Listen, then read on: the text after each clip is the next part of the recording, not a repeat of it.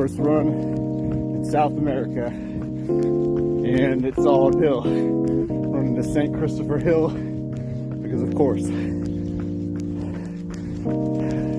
feels awesome though. No heat.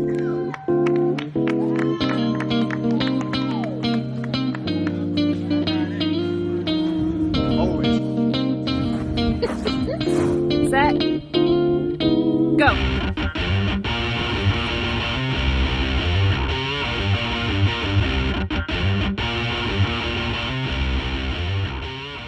Hey, Autumn Athletes, Larry Sorensen here, and today I am going to visit with Christopher Caravello and find out what makes him an Autumn athlete that's not done yet. Before we get started, please remember, if you enjoy our content, like, subscribe, and ding that bell for notifications. All right, let's get started. Christopher, thanks so much for joining us today. Why don't you begin by giving us an introduction of yourself? Sure. Glad to be here. I'm Christopher Caravello, age 41. I'm a master's track and field athlete and currently training to go to dive school for the Navy Reserve. I am married with 2 children, 1 dog. I have a daughter that's 16 and a son that's 1. So opposite ends of the spectrum, makes it very interesting. All right. Well, great to meet you. Let's take a little step back in time before we talk about what you're doing now and fill us in a little bit on your athletic history. So I've been a track and field athlete since I was in the 8th grade. My father ran college track and encouraged me to try out. And in high school, I was actually a year younger than Justin Gatlin at Pensacola Woodham High School. So really good track pedigree. And then I walked on to the track team at Florida State University. And once that was over, I thought track ended for me.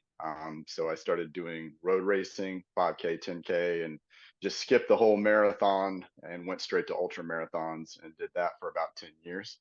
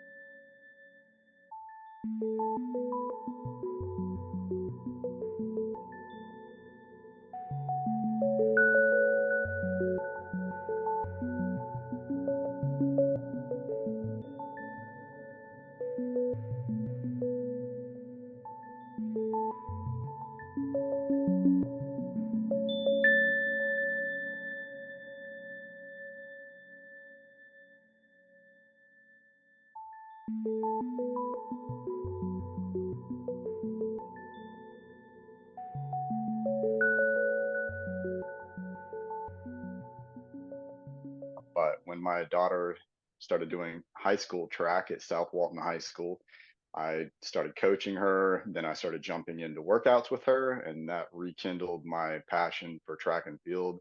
So last year, after a 19-year hiatus, I jumped back into the 400 meters and currently taking that and running with it. Were there any people and or things that inspired you either in your earlier journey or to get back into track and field as a master? Really early on, it was the first thing I figured out that I was good at. I did football, basketball, baseball, all the sports you could think of as a child. But when I first stepped on the track in my very first track meet in 8th grade, I just took off, passed a dude on the first turn, which my dad was in the stands saying, "Don't pass on the turn."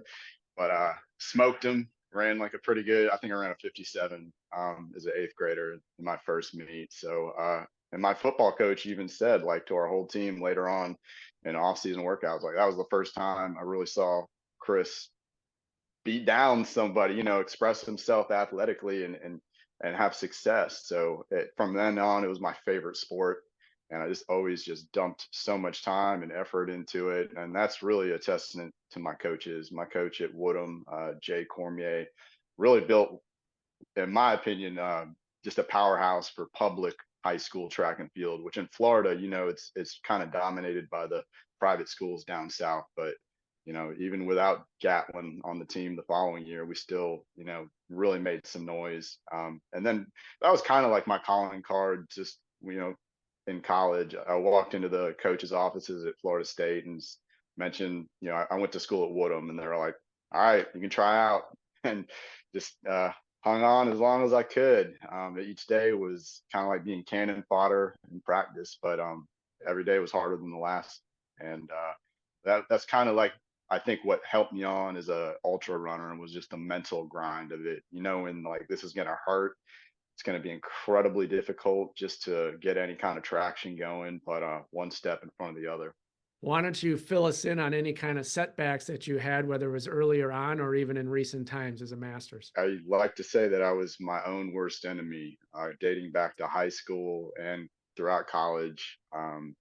Just kind of got distracted, whether it was talking to girls, or just goofing off. I just couldn't seem to just put the whole thing together. And unfortunately, when I got to college, I had a rampant drinking problem that was, by the end of it, was full on alcoholism. I think I showed up to practice drunk one time, and just it was something that was a stumbling block for me. So I do look back occasionally and think about, what could have been had that not, been a demon that I had to deal with. But I think it made me, stronger mentally. Sure. It's something that I can think back and say, if I got through that, what's 100 miles? It's nothing compared to those first early stages of getting sober and staying sober. So, I mean, other than that, I've been blessed not to be bogged down by any major injuries. It was really just, stuff that was on my own design. Kind of fill us in on all of your personal best achievements. A lot of them came in the last year and a half, really. I trained for the MOAB 240, which is a 240-mile ultra marathon. That's the only DNF I have in my career, which I really was proud of. And hard to live down when I didn't make it to the finish line the first go around. It stuck with me it took 2 years to get back out there. Prepped probably every single day for over a year, just always with the mindset of finishing MOAB. And after that, I PR'd in the 100, got my time down to 24 hours, 45 minutes, which was a huge goal for me. I wanted to see the number 2-4 in front of my time in the 100. And a few months after that, I PR'd in the 5K and then the 10K. So it was just all over the place as far as like distances. But and that's really when I started doing the speed work with my daughter. So I've always had a kick. I've always had great form, and I love using speed. That's where I get my runner's high from. Is really the speed events. So I think starting off as a master's track and field athlete, 60 seconds was a good goal for my first couple meets that I did. I went 61, then 260s, just right on the cusp for the last one at regionals last year. So I made that my goal this season was, all right, I'm going to go past 60. And I did it in the very first meet, which was an indoor meet, which I hadn't ran on an indoor track in like 20 years. So it was really, really strange coming off the bank. It was like a slingshot. But I hit 59, and that was only on really less than a month of prep, just dedicated to track. So I'm excited for the state meet in a few weeks and beyond. What other activities and or goals are you prepping for right now? In parallel of all of this, I'm trying to go to dive school for the Navy. My job is a mass communication specialist, which is a lot of photography and video. Now trying to do that underwater, which is going to require learning how to scuba dive. So in order to go down to the dive school, it's a PT test that involves a 500-yard swim, push-ups, sit-ups, pull-ups, and then a 1.5-mile run, all back to back. So it's pretty grueling. I found out the hard way, like this is not something you just come off the street and think you're going to pass. You could be a really good runner, which I always smoke everybody in the run for the Navy's PT test. I like to give them grief, but there's people that are old enough to be or young enough to be my children, and I'm still, usually ahead of them by quite a bit. But this is a whole nother ball game. Throwing in the swim, I hadn't swam competitively since I was a child, so, and the strokes that you have to do are limited to like breaststroke or something called combat side stroke. I'm going to stick with the breaststroke because I'm learning how to do this all through like watching YouTube videos, just paying attention to form. So I've gotten my times down to where I can pass, and now it's just a matter of getting the green light to do the PT test, and then I'll be qualified to attend the dive school. Now, do you have any ultra events on the horizon at this point?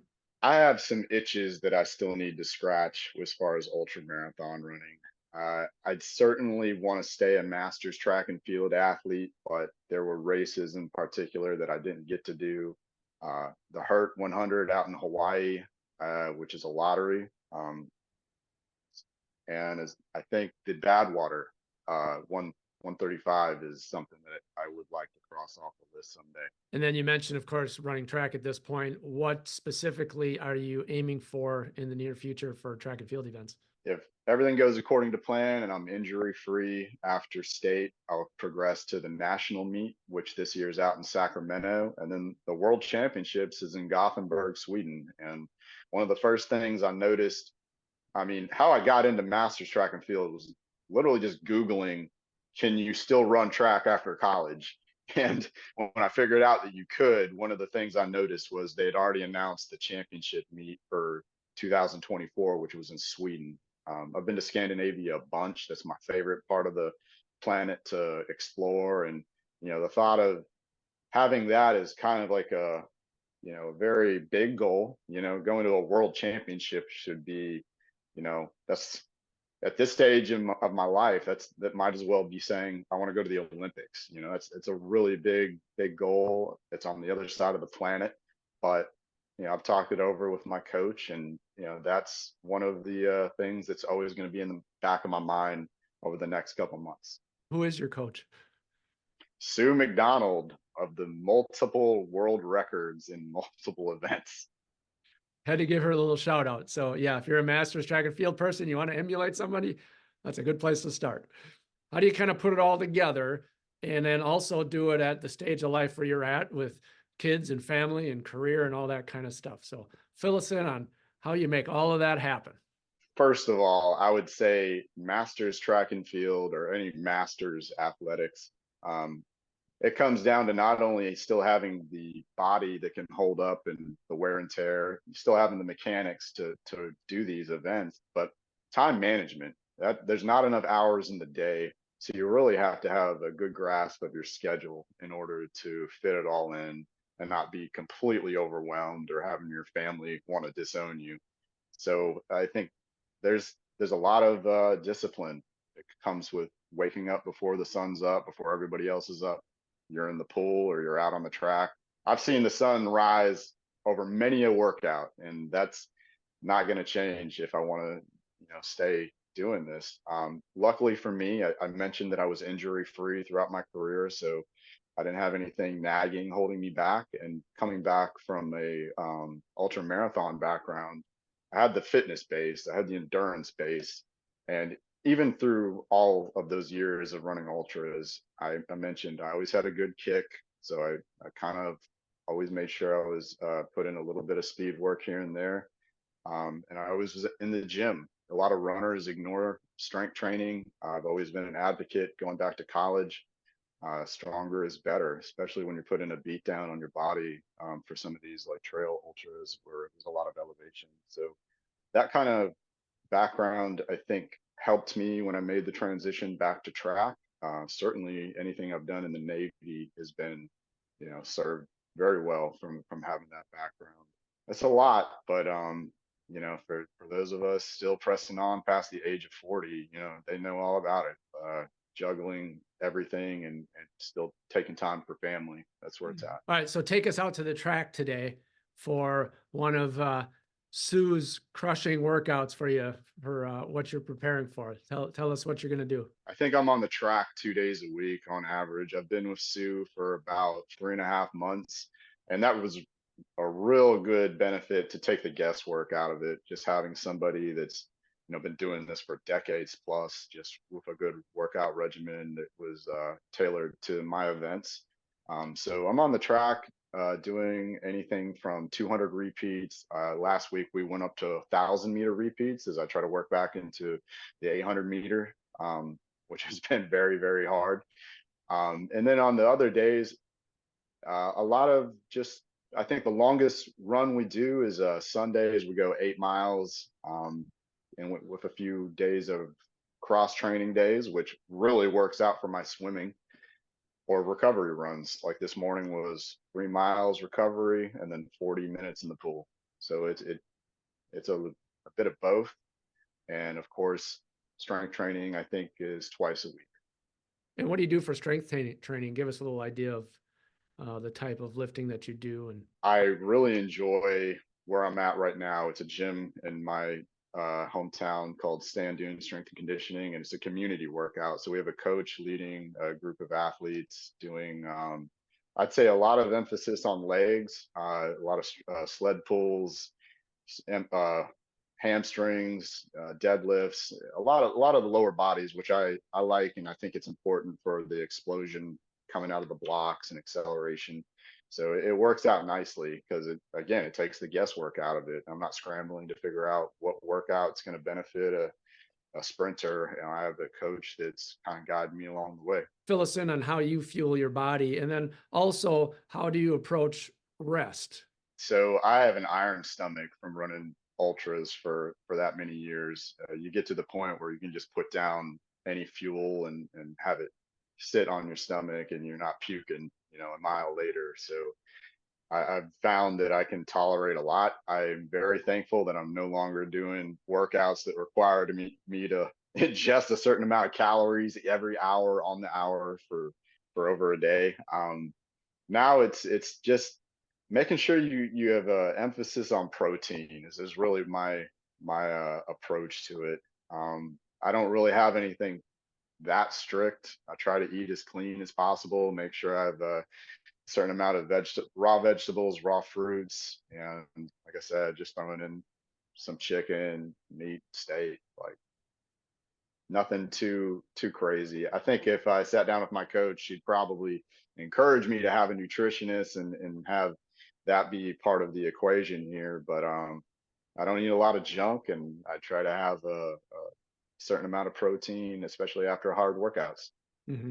As far as rest, I think that's where you have such a jumbled schedule, it could come back to haunt you because I constantly feel like I'm on the go, and it takes a while for me to relax at the end of a long day and settle in and get deep rest. I'll at least attempt to get in bed before 10 o'clock. And even if I have an early morning, the next morning, try to average around 7 hours of sleep. But with a 1-year-old baby, and a lot of early mornings, sometimes that's a little harder to accomplish. At this point in life, what is motivating you to get a coach and try to keep driving forward and reaching new goals? I think being around so many young people in the Navy and still performing at a certain level, it really made me thankful for the lack of injuries and the fact that I can still do this. And I think it would be a disservice to myself and track that I not utilize the body while I still have it. I think I left a lot of stones unturned earlier on in life, and I kind of got a do-over and a second chance. So I definitely want to make the most of it.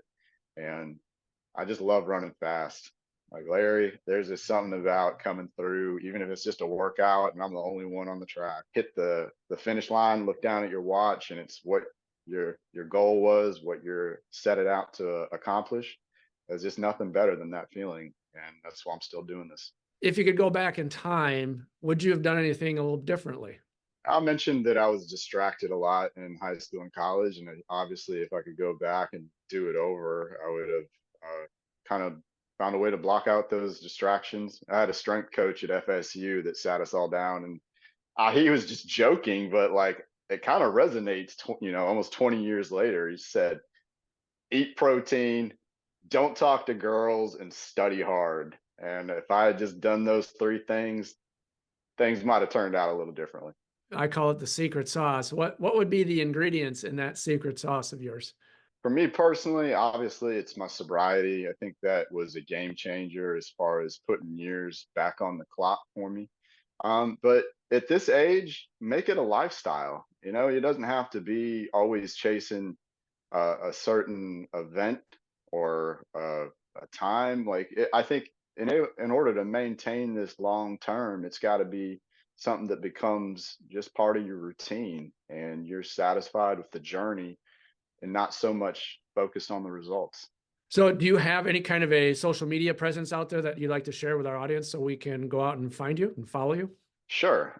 At Nullcore on every single platform out there: Facebook, Instagram, YouTube, Twitter, and also my website, which is a blog, nullcore.com. And that kind of details my journey through sobriety and also a lot of my ultra running. And we will definitely post those links in the comments below so that you can go out and find Christopher at your leisure. So we're going to run through some rapid fire questions, just some fun stuff to kind of find out what's going on up in that skull of yours. So we'll start off with an easy one here. What is your favorite color?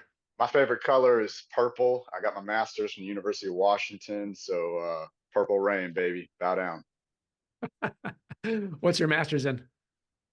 Digital media. It's a communications degree. Got it. Okay. All right.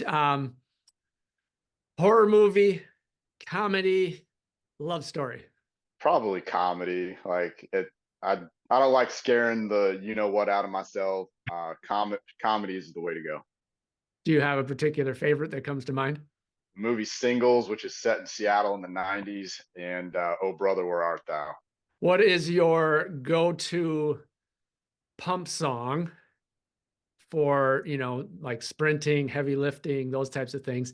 But then also, do you listen to music when you're ultra running? And if you do, what do you listen to for 24 hours straight? So in ultra running, I try to link up with somebody so you can just bounce ideas off each other and get out of your own headspace. But there are some dark, dark moments and pitch black nights where you just left with your own thoughts. I think at that point you had the light go out in the back of your mind, like, I need to listen to some music. So anything that comes onto my playlist, which encompasses everything. Like, I'm mostly a heavy metal guy, but I got everything from Scandinavian electro pop music to country music. So it's a little bit of everything. But when I gotta just punch it home, and I know I got like 200-meter left in a hard workout, man, and they're from Gothenburg, Sweden, which is another reason why the world championship is such a big deal to me. It was there's a death metal band called At the Gates, and that just puts me over the edge. No strings attached. It's just yours. Would it be a farmhouse with some property, a lake house, or a penthouse? I'm gonna go with the farmhouse. Doing a lot of cross country road trips, you get to the middle of nowhere, and sometimes I'll say to my wife, like, do you think that I could last out here, like in the middle of nowhere with nothing around but some rolling hills and like a farm? And she says no, but I personally would like to give it a try. Well, Christopher, thanks so much for joining us today. We really appreciate you taking some time out to let us know what makes you an autumn athlete that's not done yet. I want to close up here with giving you a couple of minutes to just address our audience with some final thoughts. Thanks for having me on. It's been an honor and a pleasure. And I just want to say to anybody out there that thinks that maybe the curtain has closed on their athletic career, or they don't have anything left in the tank, it doesn't necessarily have to be a return to competitive athletics. It could just be a change in lifestyle. And that just takes getting started. I went to boot camp at age 38, joined the military way later in life. And it just has been a good reminder that it's never too late. You always have something left in the tank, and it just takes that first step to get started.